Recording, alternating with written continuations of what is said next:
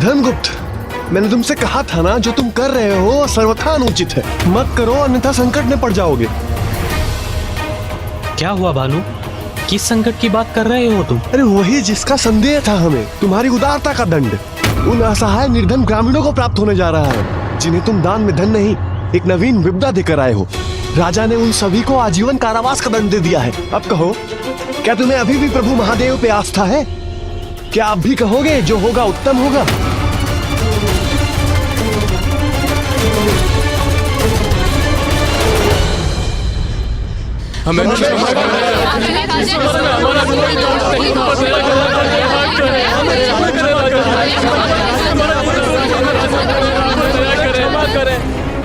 दया ही तो कर रहा हूँ मैं। अभी तो जिस अपराध के लिए तुम सभी को मृत्यु दंड प्राप्त होना चाहिए था, उसके लिए तो मैं मात्र तुम्हें कारावास भेज रहा हूँ। क्षमा करें महाराज, यदि आपको किसी को मृत्यु दंड प्रदान करना ही है तो मुझे दीजिए वो दंड।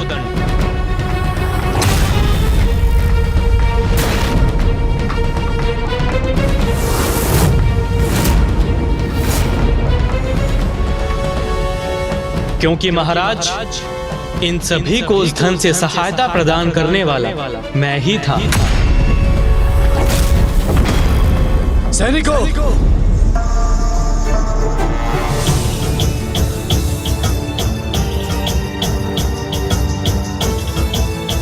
इन्हें क्षमा करें महाराज, इसमें इनका कोई दोष नहीं है। इन्हें तो ये भी नहीं ज्ञात कि जो धन इन्हें मुझसे प्राप्त हुआ है वो कहां से आया था। किंतु तुम्हें तो ज्ञात था कि दस्युओं ने वो धन अनुचित प्रकार से प्राप्त किया था।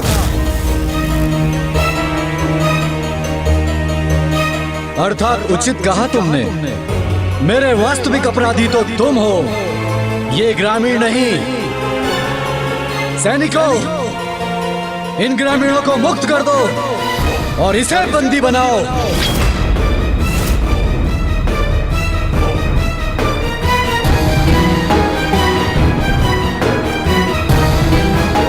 इसे क्षमा कर दीजिए महाराज। महाराज, इसने हमारी सहायता की थी, हमारा भला किया था। क्षमा कर दीजिए महाराज, इसे क्षमा कर दीजिए। महाराज, कोई दोष नहीं है।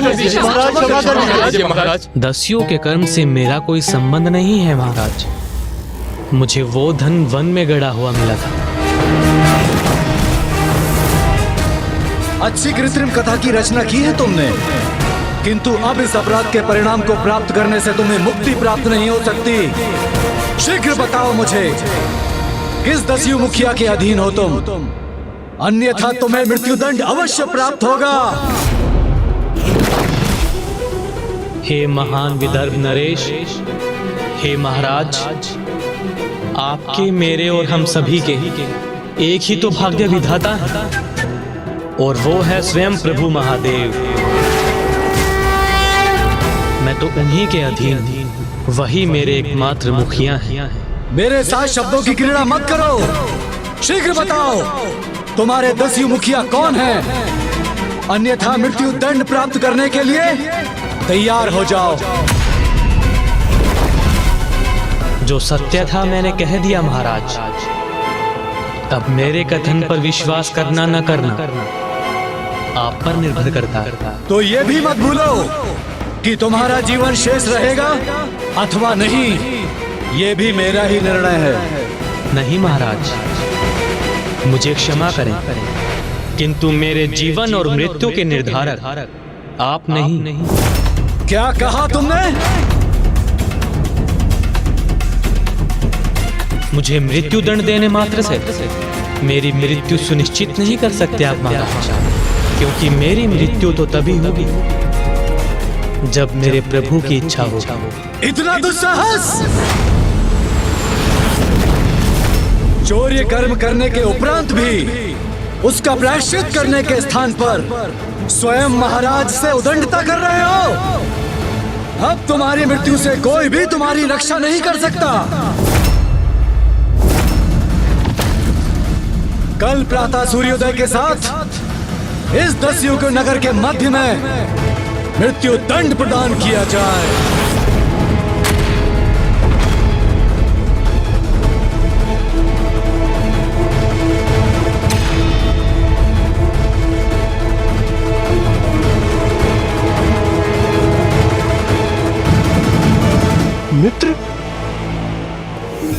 सब क्या हुआ? चिंता मत करो मित्र भानु, मेरे प्रभु शिव शंकर में आस्था रखो, जो होगा उत्तम ही होगा।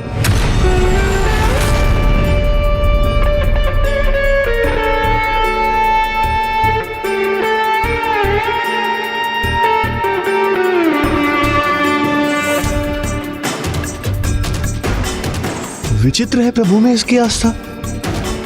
मृत्यु दंड के उपरांत भी इसके मुख पर यही शब्द है, जो होगा उत्तम ही होगा।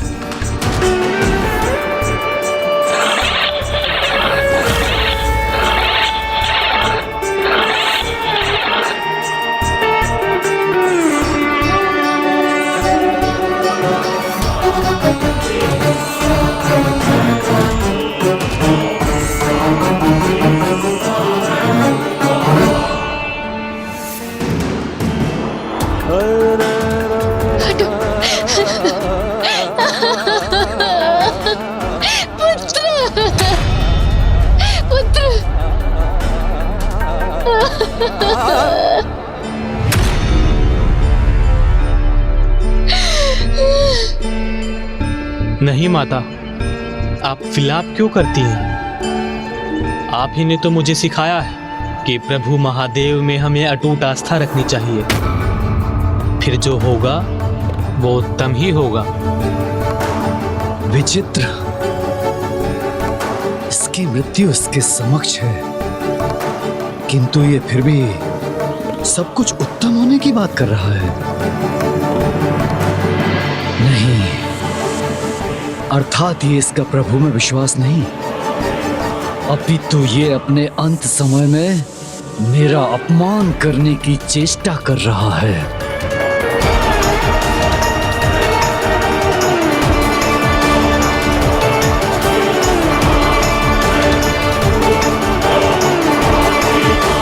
अब संपूर्ण राज्य को ज्ञात हो जाएगा कि विदर्भ नरेश के साथ उद्दंडता करने का दुस्साहस करने वाले की कैसी दुर्दशा होती है। मेरे आदेश का पालन हो।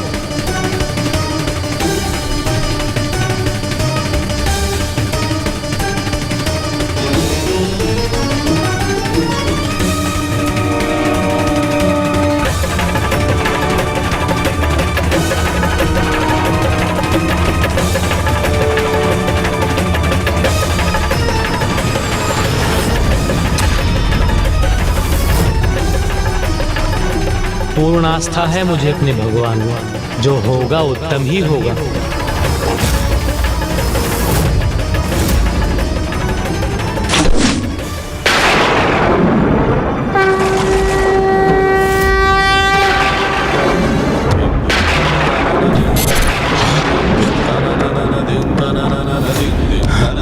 कैसी भयंकर ध्वनि है ये?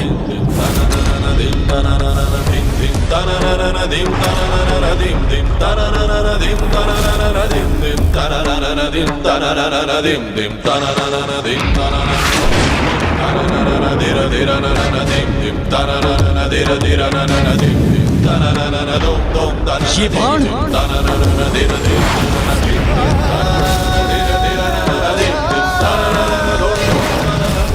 सैनिकों, सावधान! अग्नि से प्रज्वलित ये बाण किसी शत्रु का आक्रमण है ये। अब ये क्या नवीन विपदा?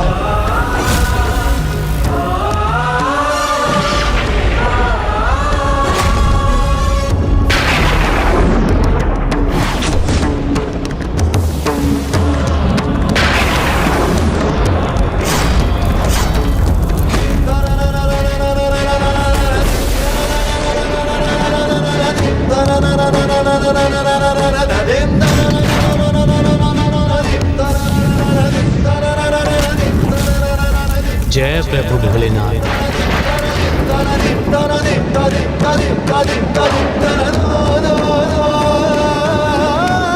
आश्चर्य! ये क्या हो रहा है? किसका दुस्साहस है ये? सैनिकों, महाराज को सुरक्षित करो।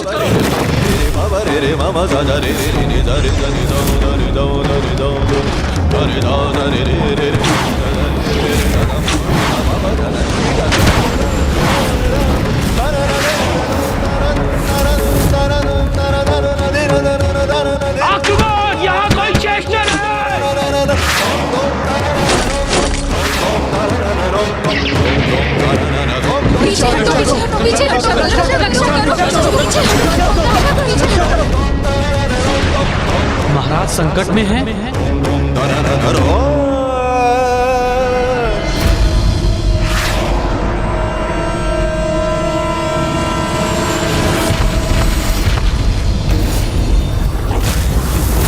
जय प्रभु महादेव।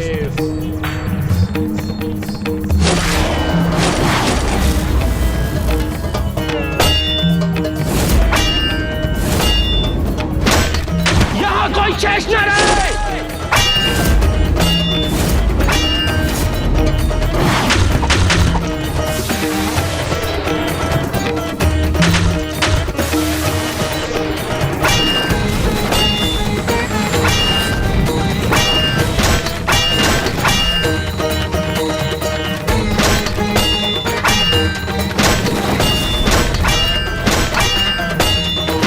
मैंने जिसे मृत्यु दंड दिया वो अपने अद्भुत पराक्रम से मेरी रक्षा कर रहा है।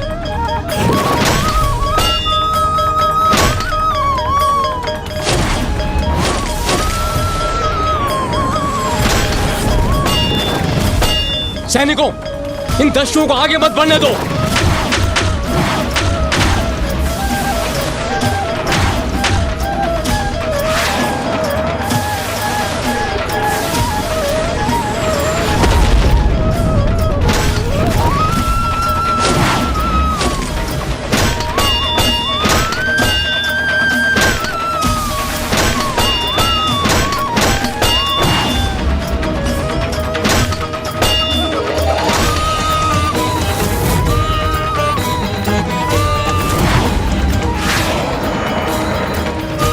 ये दस्यु तो सैनिकों को आहत कर रहे हैं। इन्हें मुझे ही रोकना होगा।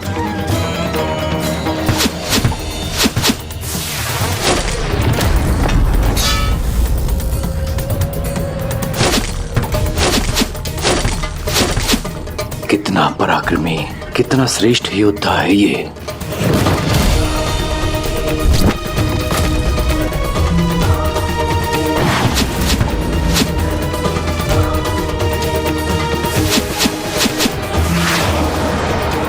जय शिव शंकर भोलेनाथ।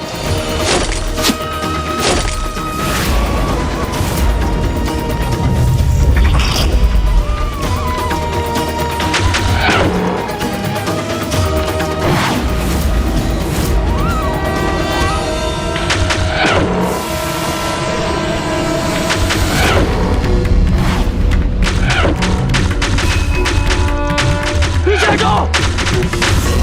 पीछे हटो!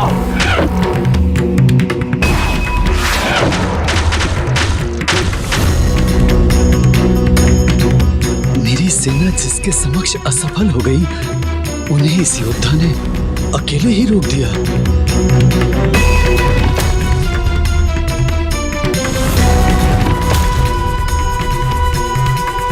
आक्रमण करो! नष्ट कर दो इन बालों को जो हमारा मार्ग बाधित कर रहे हैं।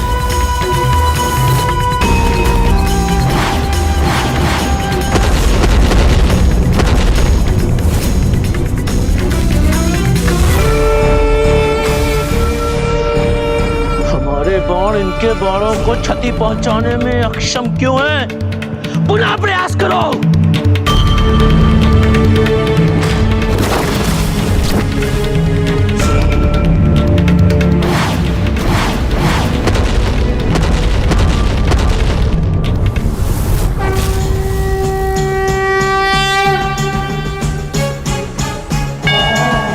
प्रभु के भक्त की शक्ति उनके गणों की शक्ति से अधिक प्रभावी है।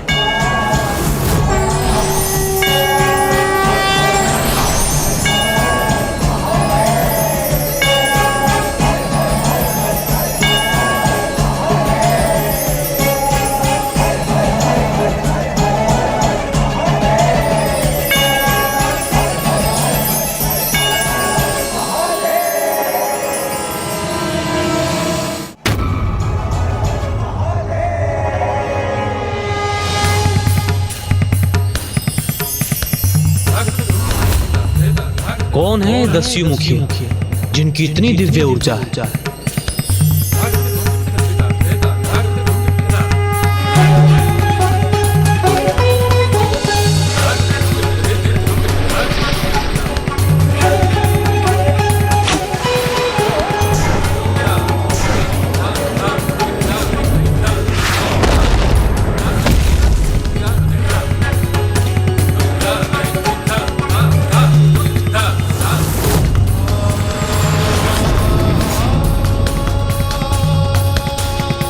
मुझे जो आभास हो रहा है उसके अनुसार यदि आप वास्तव में कोई दिव्य पुरुष हैं तो इस बाण को मेरा प्रणाम समझिए। हे महान शिव भक्त, मुझे तुम्हारा यह प्रणाम स्वीकार है। चलो वापस चलो।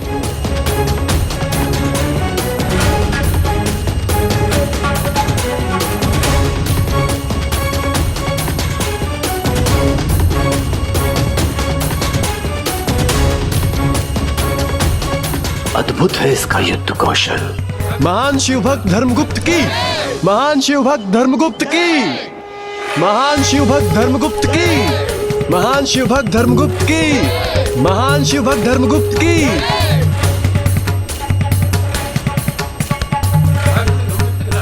ये पराक्रमी योद्धा कोई साधारण मनुष्य तो कदापि नहीं हो सकता। महाराज, इन दस्युओं के आक्रमण से आपका आदेश बाधित हो गया। मेरा मृत्यु दंड पूर्ण न हो सका। अब मैं पुनः आपके दंड के लिए प्रस्तुत हूं। किंतु मैं पुनः कहता हूं, मेरी मृत्यु आपके हाथों में नहीं, वो तो तभी होगी जब मेरे प्रभु महादेव की इच्छा होगी। मुझसे ही तुम्हें पहचानने में भूल हुई है।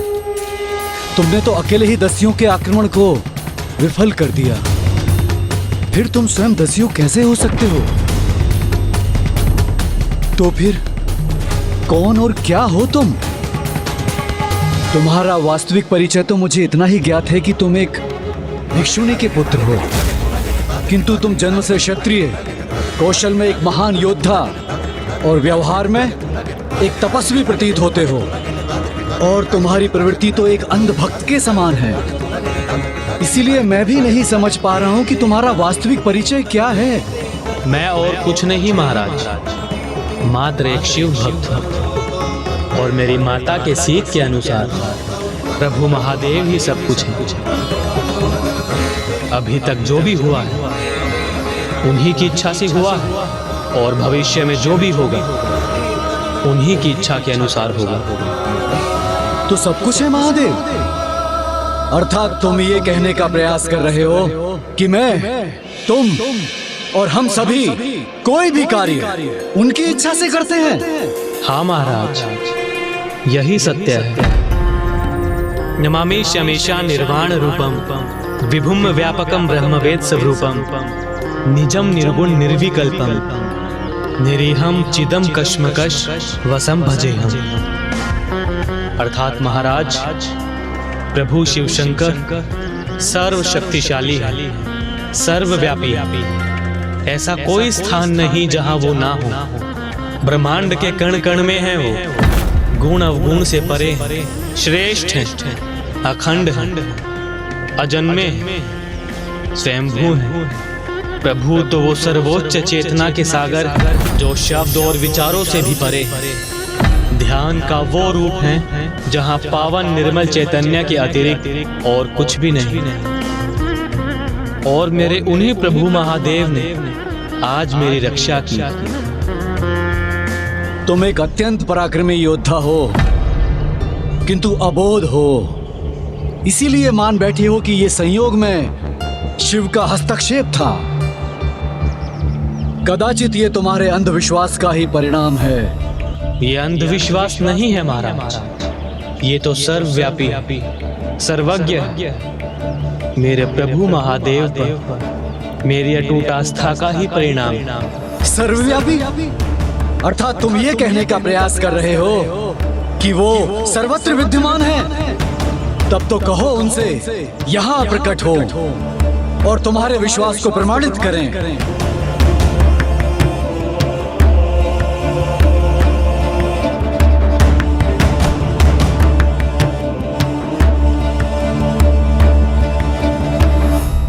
महाराज, आप एक भक्त की अटूट आस्था को चुनौती देने की भूल क्यों कर रहे हैं? यदि वास्तव में ये इसकी अटूट आस्था है और ये इसका अंधविश्वास नहीं, तो सर्वव्यापी भगवान को स्वयं यहाँ प्रकट होना चाहिए। तभी तो ये प्रमाणित होगा कि यहाँ जो कुछ भी घटित हुआ है उसके कारण वही है।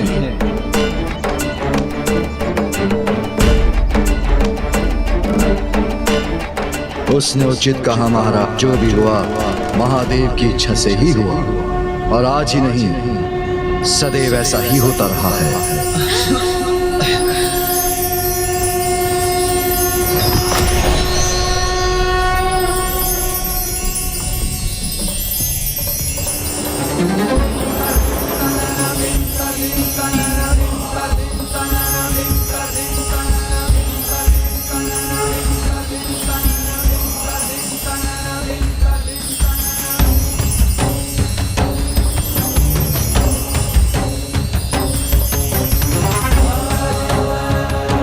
ये तो वही दिव्य भिक्षुक है पुत्र, जिनके कहने पर वन में मैंने तुम्हें पुत्र रूप में स्वीकार किया था।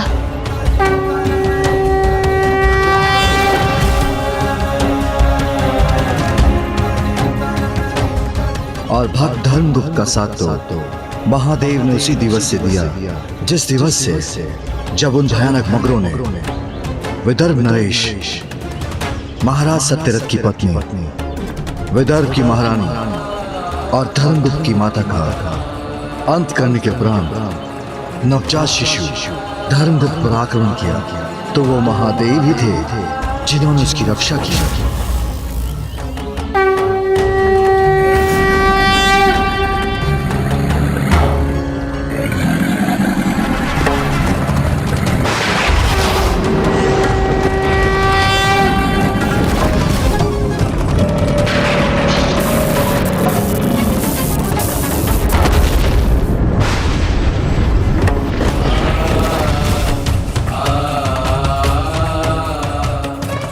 वो शिव ही थे जिनके हस्तक्षेप के कारण भक्त धर्मगुप्त की माता को उसके निकट जाने की प्रेरणा प्राप्त हुई।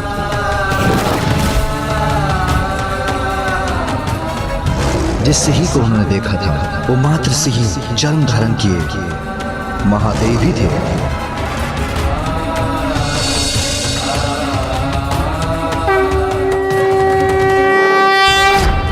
शिव, वो स्वयं प्रभु शिव ही थे। जिस सर्प ने इन्हें अपना मार्ग परिवर्तित करने पर विवश किया था वो महादेव के कंठ में विराजमान नागराज वासुकी थे।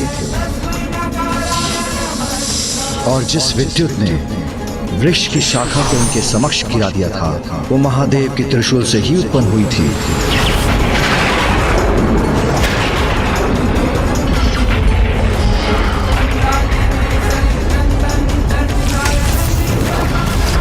आपकी दरिद्रता के उन दुर्दिनों में भी जब आपके पास भोजन हेतु कुछ भी नहीं था, तब जो हाथ आपकी कुटिया में प्रसाद छोड़ जाते थे वो हाथ शिव शंकर महादेव के ही थे। जब धर्मगुप्त के अस्वस्थ होने पर वैद्य अचानक स्वयं प्रकट हो गए थे, वो भी शिव ही थे। जिस अनियंत्रित बैल के कारण धर्मगुप्त और आप उस गुरुकुल में शरण प्राप्त करने पर विवश हुई थी वो भी शिव शंकर ही थे।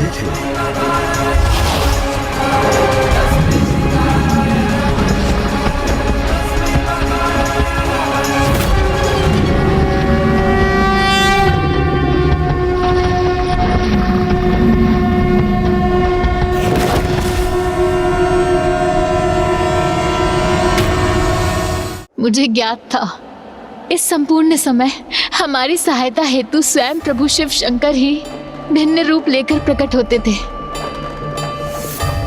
उन दस्युओं को लूट का धन वन में छिपाने के लिए प्रेरित करने वाले वो भी शिव ही थे।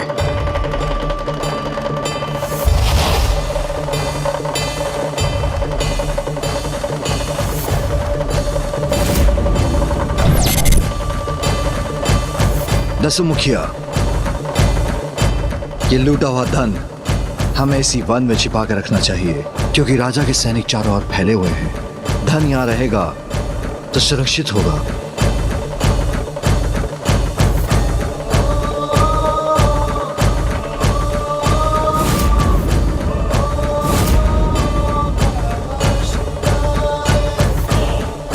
और आपका गुप्तचर बनकर आपको ग्रामीणों के मध्य उस धन की वितरण की सूचना देने वाले वो भी शिव ही थे। महाराज, दस्यु समूह द्वारा लूट का एकत्रित धन आपकी ही प्रजा में ग्राम के वासियों ने प्राप्त कर लिया है और अभी जिनके आगमन से धर्मगुप्त का मृत्यु दंड टला, वह आक्रमणकारी दस्यु कोई अन्य नहीं, महादेव के भेजे हुए गण ही थे। नहीं माता, आप फिलाप क्यों करती हैं? आप ही ने तो मुझे सिखाया है प्रभु महादेव में हमें अटूट आस्था रखनी चाहिए, फिर जो होगा वो उत्तम ही होगा। नंदी, अब उचित समय आ गया है।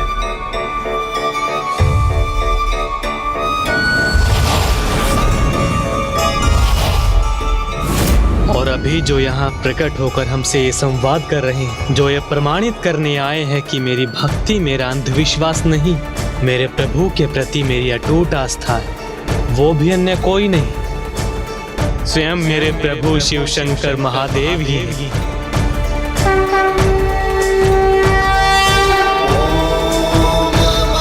तुम ये कहने का प्रयास कर रहे हो कि वो सर्वत्र विद्यमान है? तब तो कहो उनसे कि यहाँ प्रकट हो। ओम नमः शिवाय।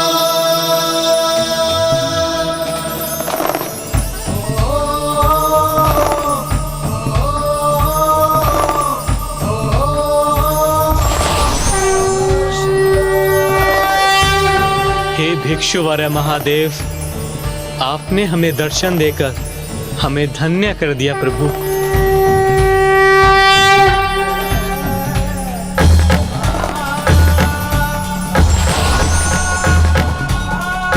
तुमने शरणागत होने का चरम भाव प्रस्तुत किया है। जिस प्रकार तुमने कभी मुझ पर अपनी अटूट आस्था का परित्याग नहीं होने दिया, वैसे मैं भी तुम्हारा परित्याग नहीं कर सकता।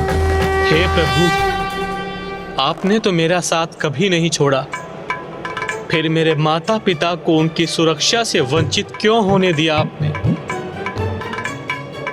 पुत्र, जिन मां ने तुम्हें जन्म दिया उन्हें भी मुझ में अटूट आस्था थी, किंतु उन्होंने अपने पूर्व जन्म में अपने पति की दूसरी गर्भवती पत्नी का वध कर एक घोर पाप किया था।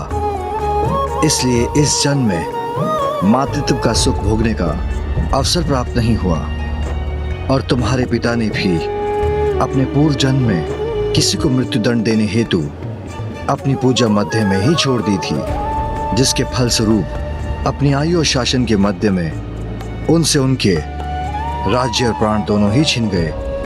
किंतु उनके इस जन्म के सुकर्मों के फलस्वरूप तुम जीवित हो और अब तुम्हारे सुकर्म ईश्वर में तुम्हारी अटूट आस्था से तुमने संसार के समक्ष प्रमाणित कर दिया है। जिसका कोई अन्य आसरा नहीं होता, उसे मैं आसरा प्रदान करता हूँ। और आज मैं एक घोषणा भी करता हूँ, जो ईश्वर पर अटूट आस्था रखेगा, ईश्वर का आशीर्वाद सदैव उस पर रहेगा। प्रभु भिक्षुवर्य की, प्रभु भिक्षुवर्य की, प्रभु भिक्षुवर्य की, प्रभु भिक्षुवर्य की, प्रभु भिक्षुवर्य की, प्रभु भिक्षुवर्य की। इसके उपरांत राजा भक्त धर्मगुप्त से इतने प्रभावित हुए कि उनके महान प्रशंसक बन गए।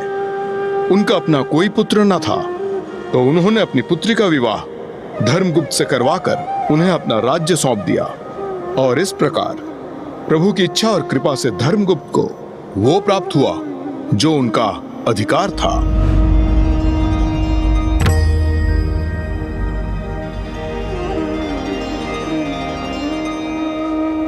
इस प्रकार प्रभु महादेव ने उत्तम जीवन का अगला सूत्र संसार के समक्ष प्रकट किया। अपने ईश्वर में आस्था कभी नहीं खोनी चाहिए, क्योंकि प्रभु किसी न किसी रूप में भक्त का साथ अवश्य देते हैं।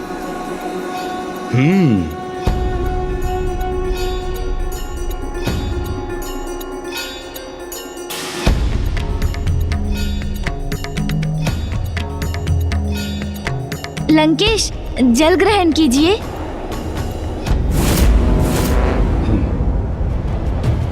इस वन को पार करते ही हम गोकर्ण पहुंच जाएंगे।